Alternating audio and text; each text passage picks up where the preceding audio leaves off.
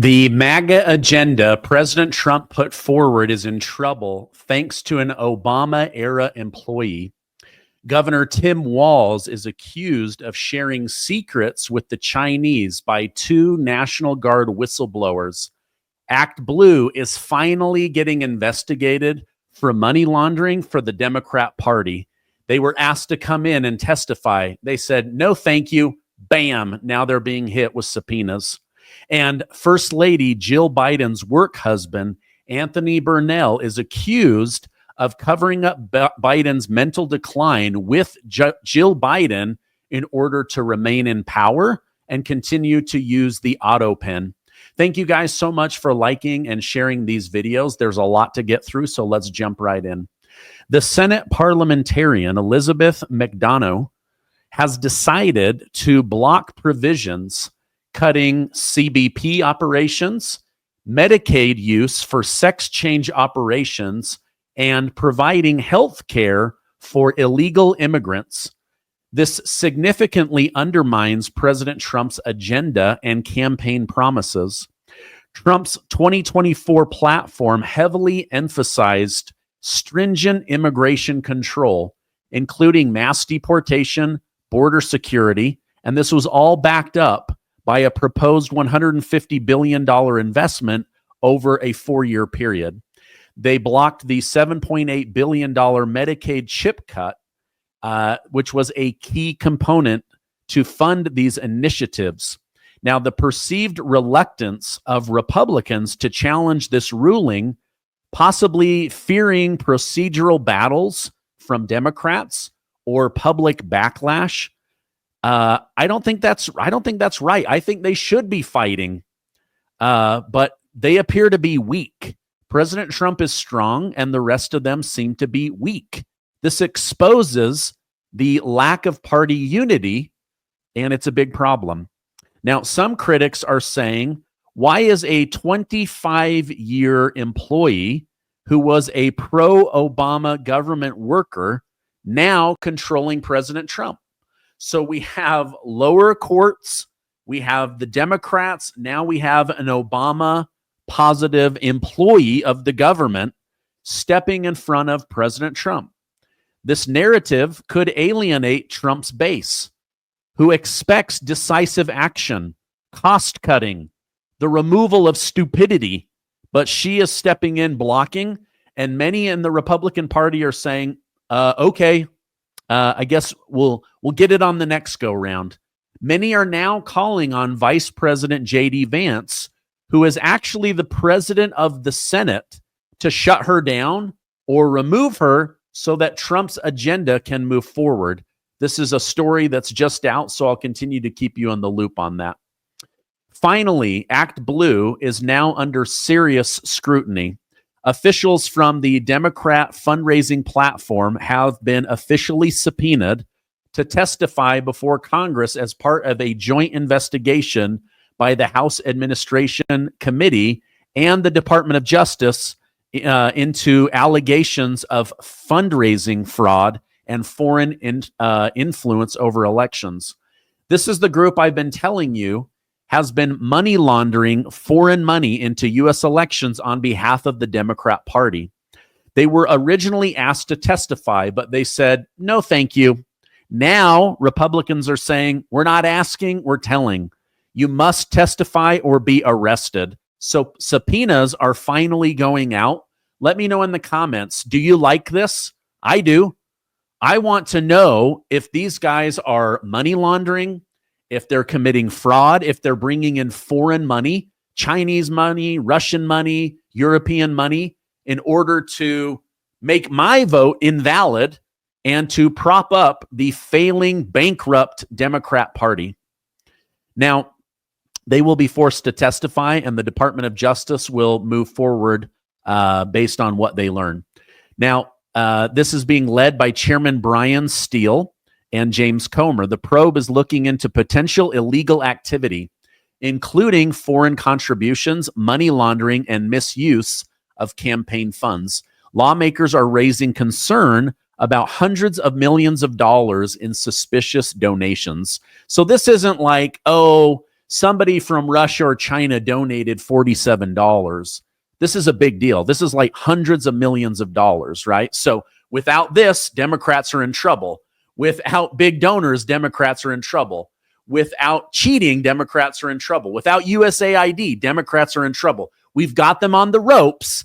Now, let's go ahead and end this thing, because just based on the information that you can look up, they're literally taking like people that don't vote or low propensity voters, and they're running thousands of dollars through their names, dozens and dozens of donations. Then when you knock on their door, they're like, I never donated that kind of money to the Democrat Party.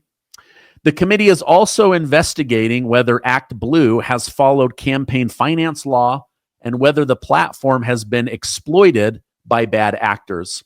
ActBlue denies these allegations, saying it will fully cooperate with investigators, that there is no fraud, that they've done nothing wrong. Well, I guess we're going to find out, right? All right, I've got something that I want to show you guys that for me is very concerning. I'm going to put it up on the screen right now, and then we will go ahead and watch it together. Hey guys, that's right. Jill Biden's right-hand man, Anthony Bernal, is refusing to appear before the House Oversight Committee today. Bernal is known for being Jill Biden's quote-unquote work husband, and he said yesterday that he would not sit down for a closed-door interview with the committee. His decision comes after lawmakers say he previously agreed to do so. Committee Chairman James Comer putting out this statement saying, quote, now that the White House has waived executive privilege, it is abundantly clear that Anthony Bernal, Jill Biden's so-called work husband, never intended to be transparent about Joe Biden's cognitive decline. I will promptly issue a subpoena to compel Anthony Bernal's testimony before the committee. But former Biden aide Neera Tanden did testify to the committee on Tuesday, and a source confirmed to Fox that she did admit to being authorized to direct autopen signatures. Now, that autopen replicated Biden's signature on documents like pardons, memos, and more. But Tanden was not sure who gave the final approval. A new Fox News poll shows that 52% of Americans believe it's important for Congress to investigate the use of Biden's autopen, and 50% want to investigate Biden advisors who made key decisions. Meanwhile, the committee is still waiting to hear from Biden's former doctor, Kevin O'Connor, in addition to two other former advisors. President Trump has also instructed the Justice Department to launch a separate investigation into the alleged cover-up. All right, let me know in the comments. Do you like this? Is this what you guys want from the Trump administration? This is what I voted for. This is what I want. I want to get to the bottom of who was controlling the president of the United States. Why were they covering up his mental decline? Why were they allowing him to remain in power? Was it so that they could abuse the autopen? One woman has already testified, yes, for 20 months I did this, but I don't think I did anything wrong. But now Anthony Bernal, after telling Congress, F you, I'm not coming in, will now be compelled to come in and testify. Again, we're still waiting for Dr. O'Connor to come forward and talk to us about Joe Biden's health. I will let you know when that happens, because that is also a very big deal. So now I want to talk to you guys about what's going on with Governor Tim Walz. A couple of people were killed, and they're saying that Tim Walz was the one that instructed them. The person is connected to Tim Walz and Tim Walz's wife. Now, whistleblowers are coming forward with information, and I want to bring that up on the screen, and then we will watch that together. Sadly, we also know, I've spoken to a couple people that served with Tim Walz in Nebraska in that guard unit, and they suspect, and we've done stories and tried to reach out to Walz for comment, but they suspect that perhaps he took their standard operating procedure, the SOP, for the howitzer army tank. He was assigned to this tank. It was nuclear capable, and this was all laid out in the SOP that goes missing while he's there. And the manual goes missing? Right, and they had talked to the FBI about this as well. There's so many questions. What does that mean? Why did they talk to the FBI? They think that he's traveling back and forth from China at this time, and then we also know that this howitzer... Wait. I know I his sound guys crazy right he's- now. No, Yeah. you don't sound crazy at all. You're recounting the facts. Yeah. You are saying that men he worked with in the National Guard in Nebraska went to the FBI because they believed he had given classified military secrets to the Chinese government? They suspect that he did. And well, they suspected to the point that they went to the FBI. Well, this was all when all these stories are coming out finally about his background. And they're like, maybe we should talk about this. These are guys that back then didn't report this. This was in the early 90s. And they always talked about it amongst themselves. And I think that they weren't completely aware of, the potential threat something like this could pose, but they always thought this was very strange. And then China started producing almost a carbon copy of this military tank a couple of years later. Wow, wow, wow. I mean, come on. Now, that's investigative journalist Liz Collins sharing that with Tucker Carlson. Pretty dang crazy. Okay, now, Senate Majority Leader Chuck Schumer was hospitalized late last night. Turns out it was just dehydration. He's forgetting to drink water because he's working so hard for illegal immigrants. He forgot to drink. Now, gratefully, it was only a 90-degree day. People in Vegas are dealing with 110, Arizona 115. So 90 is kind of nothing, right? All right. In a recent podcast with host Angie Martinez, former First Lady Michelle Obama opened up about her personal struggles in her marriage to former President Barack Obama. She admitted not being able to stand him, not liking to co-parent with him, raising their daughters, and being grateful that they never had a boy, because then she would have had 2 Barack Obamas on her hands. Man, my wife does couples coaching and intimacy coaching, and one of the worst things that you can do is resent your spouse. And boy, does she resent her spouse. Really, it's kind of sad if you think about it. All right, now, in immigration news, ICE Director Tom Homan revealed that the Trump administration has rescued thousands of missing children. Remember, close to 400,000 children went missing under President Joe Biden. They knew about this. They didn't care. Alejandro Mayorkas did nothing. He just kept allowing these children to come in and go missing. Now they have found thousands of them. Tom Homan is going to share where they found them. It's a little bit hard to listen to, but let me just put this on and we'll listen to it together. Like 300,000 missing children under the last administration. We're out looking for now because, again, we found thousands of them. 300,000. Some of the children were we found with their family, perfectly safe. They just didn't respond to call-ins, or they went and took off because they didn't want to face the consequences of the immigration court. But we rescued some victims of sex trafficking. We rescued some victims on forced labor. We found children working on ranches and chicken farms, not going to school, but in slave labor in the United States of America. So that was the whole nexus of the last administration. And sex traffic to pedophiles? Oh, absolutely. Absolutely. We found some in sex trafficking. I mean, we just, I think 2 weeks ago, we rescued a 14-year-old that was already pregnant, living with adult men. Oh my gosh. Okay. Well, on the one hand, I'm very grateful that they have found thousands of them with their proper family. However, finding thousands that are working in meat factories, ranches, as slave labor, being violated, being trafficked for gross people's pleasure. I'm trying not to say certain words that might get my video in trouble. Anyway, I wanted to share that good news with you that they have found many of those, and I hope that they'll continue to find more of them. All right, I have some more big stories, but first, a word from our sponsor. I just found something wild about stem cells. If you don't know, stem cells are like tiny repair crews in your body that go and fix the things that need to be fixed.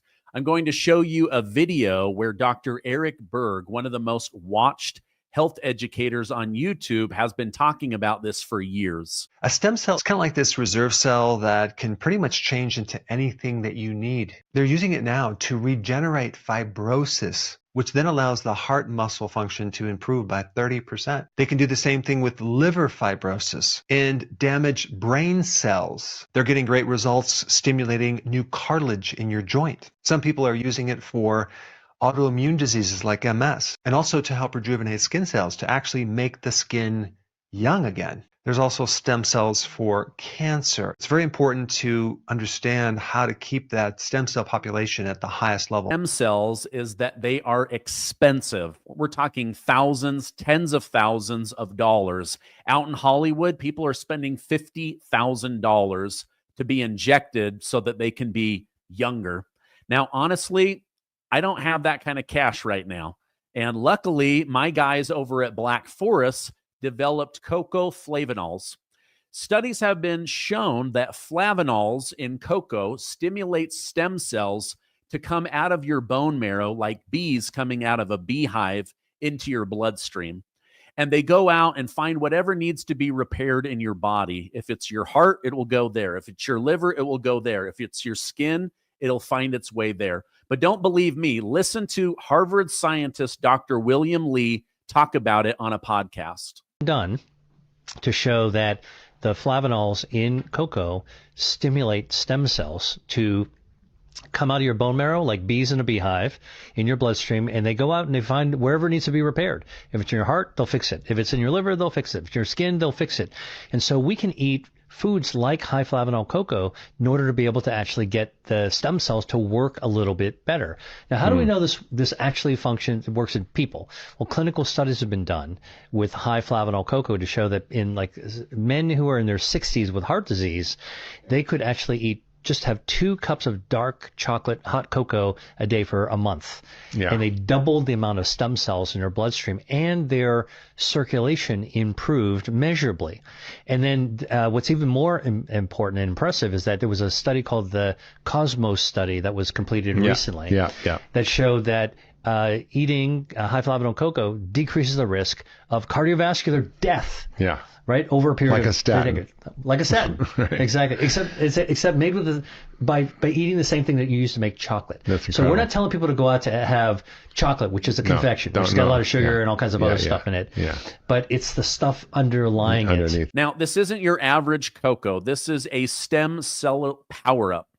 I can mix it into a protein shake. Other people put it into their coffee. It tastes great, and the benefits are real. No sugar, only 20 calories. If you are experiencing significant aging, slow recovery, weak immunity, or just feeling off, blame your lazy stem cells and let's get them moving. But guess what? Cocoa flavanols activate them like a fountain of youth in every scoop. Studies show that cocoa flavanols increase stem cell circulation by over 100%. Go to my link in the description or pinned comment down below, and for the next 48 hours, you'll get 40% off. So stock up right now. Again, go to Black Forest High Flavanol Cocoa. I'll leave a link down below.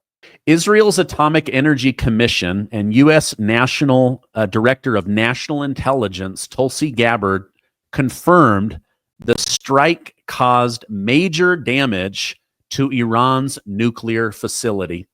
So CNN, MSDNC, they've all been saying that this was a failure of a mission. They've mocked the military. President Trump earlier today held a press conference at 8 a.m. with Pete Hegseth defending the pilots and bringing in experts on the damage that was done. Key sites like Fordo have been rendered inoperable. The operation carried out by B-2 stealth bombers and massive ordnance penetrators was overwhelmingly successful. So just wanted to share that information with you in case you were still under the belief that nothing happened to these sites, because it looks like tiny holes on a map. They're actually massive holes, and the damage is done stories underground. In international development, President Trump is calling for Israeli Prime Minister Benjamin Netanyahu to be pardoned for his corruption trial and to have it thrown out. According to the Associated Press, Benjamin Netanyahu has been accused of accepting lavish gifts such as cigars and champagne from Hollywood billionaires in exchange for personal and political favors, as well as favorable media coverage for allowing the media over in Israel to do whatever they want. Netanyahu has denied these allegations. That court case moves forward, but President Trump is saying, let's go ahead and drop this and move on. There's other things that need to be done. Now, in regards to Iran, President Trump was asked when he will start renegotiating with Iran. Let me go ahead and pull up that clip because I don't believe President Trump wants to do any more negotiating. I believe he tried to do that, and now the bombs have spoken for him. Here we go. Are you interested in restarting negotiations with Iran? And if so, have they responded? So our people, Marco could answer, but our people are not, I'm not. The way I look at it, they fought, the war's done, and I could get a statement that they're not going to go nuclear. We're probably going to ask for that, but they're not going to be doing it. But they're not going to be doing it anyway. They've had it. They've had it. Now, maybe someday in the future we'll want that. But I've asked Marco, do you want to draw, I just asked him the question as we were walking on the stage, do you want to draw up a little agreement for them to sign? Because I think we can get them to sign it. I don't think it's necessary. Marco, do you want to talk about that, please? So President Trump's like, listen, there's no need to negotiate. We don't even need anything in writing. These bombs blew their nuclear program. It's done. It's gone. It's completely gone. And so he is saying, I don't feel the need to negotiate. The war is over. Like, let's call it the 12-day war. Israel was smart to end it. Iran was smart to end it. America does not want boots on the ground.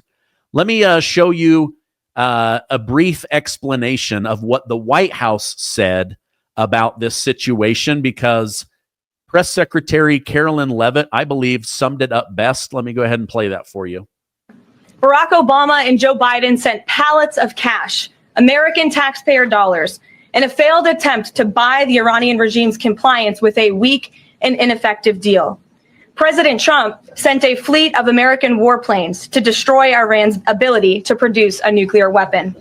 The United States and the entire world are safer because of this president's decisiveness. So Barack Obama and Joe Biden, they tried to buy off Iran. It did nothing except for waste billions and billions of dollars of taxpayer money. President Trump dropped bombs, killed no one, but ended the program and made America and the rest of the world safer, right? So this is why he's saying, I don't need to negotiate.